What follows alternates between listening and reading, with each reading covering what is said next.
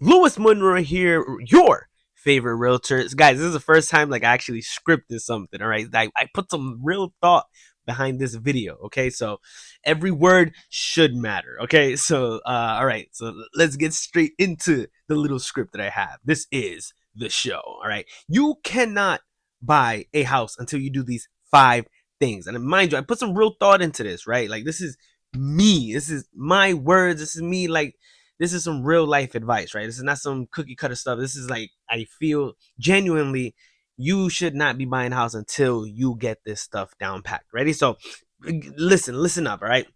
So look, buying your first house, right? It can be pretty overwhelming, right? With subjects like credit scores, down payment, inspections, appraisals, right? Is it a buyer's market? Is it a seller's market, etc., right? So let's clear up the air, right? Get some clarity, right? Get some actionable steps going. Okay.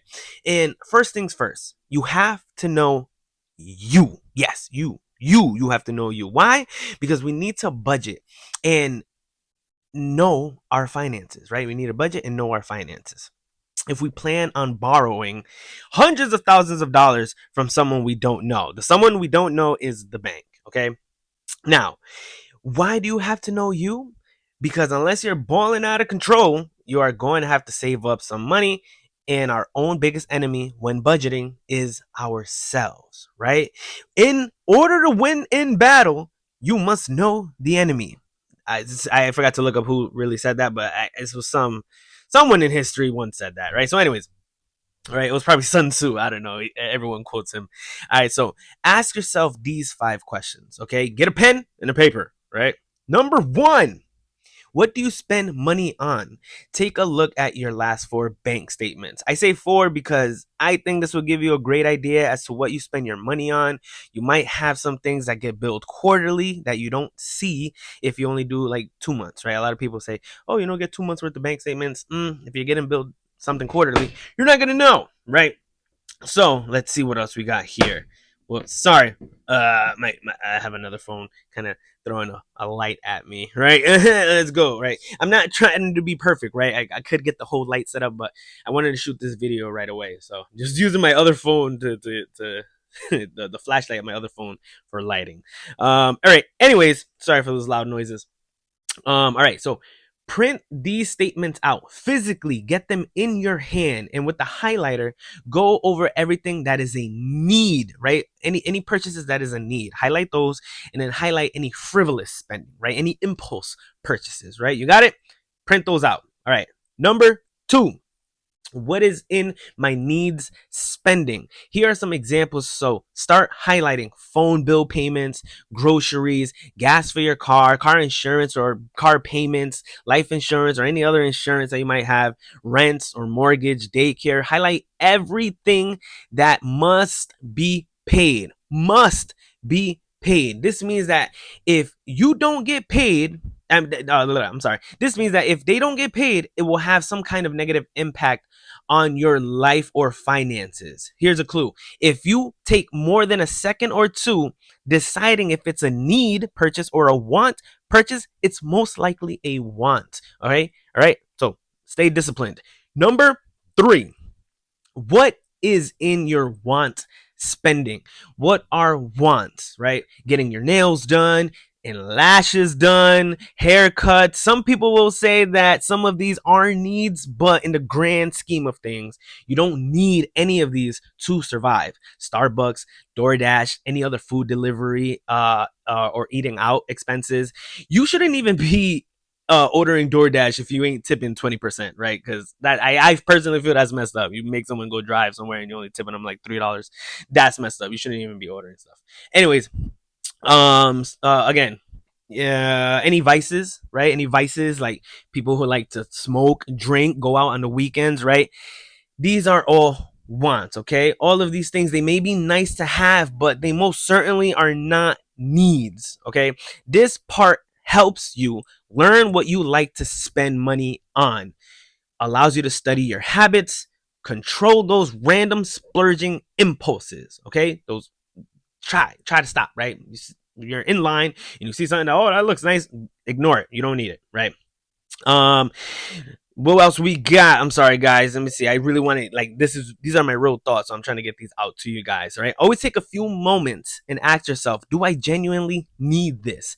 Most of the time, if you are not joking around, you will find that the answer is a simple no. Right? An easy no?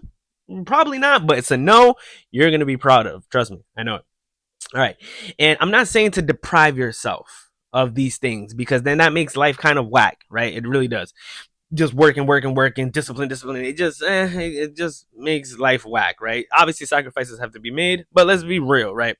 But see if you can eliminate some of these wants or just reduce how often you spend money on them.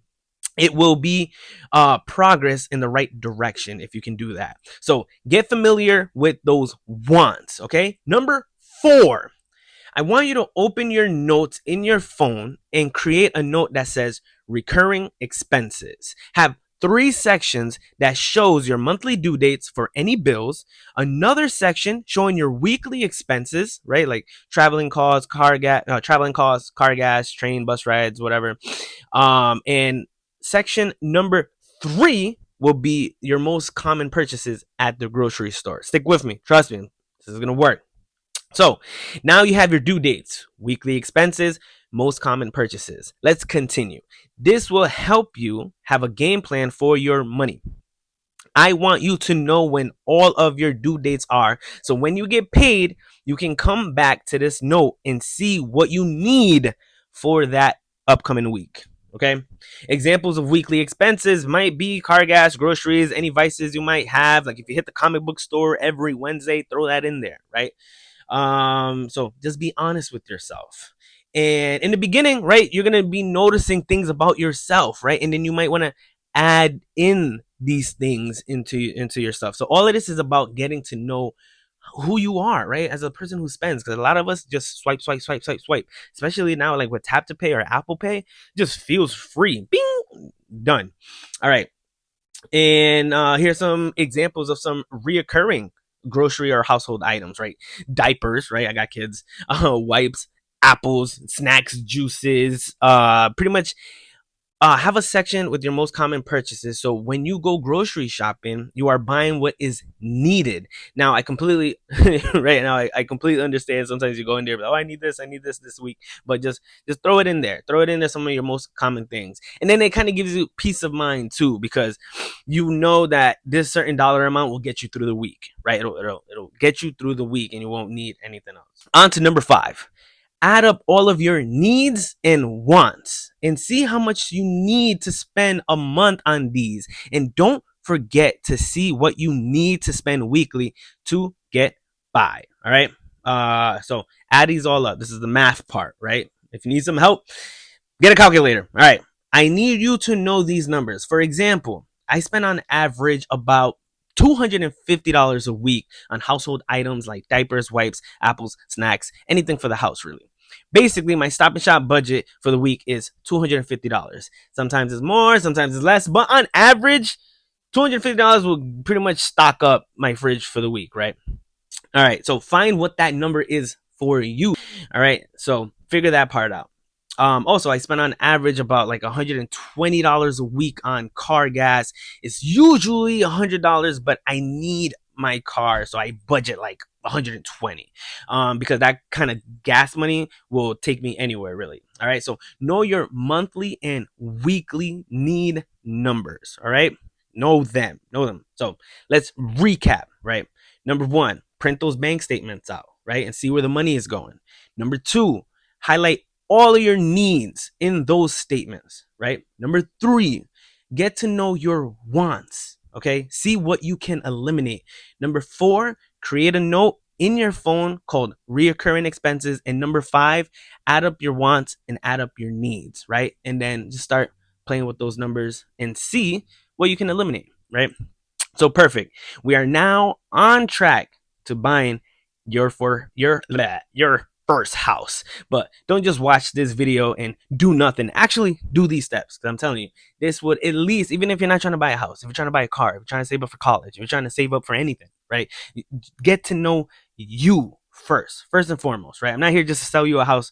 I'm here to try to help you try to help make your life a little better, right? Because I feel personally, when you buy a house, your life gets a little better, right? You have a little solid foundation. You have a headquarters that you can come home to. And the only way someone can take you out is if you stop paying the mortgage, right? Better have my money. All right. So trust me, once you do this, you will feel like you have some control over your finances, or you'll feel completely overwhelmed and say, you know what, this, I quit. Either way, you're going to learn today. See you in the next video. If you're looking to buy or sell a house, please let me know. Bye.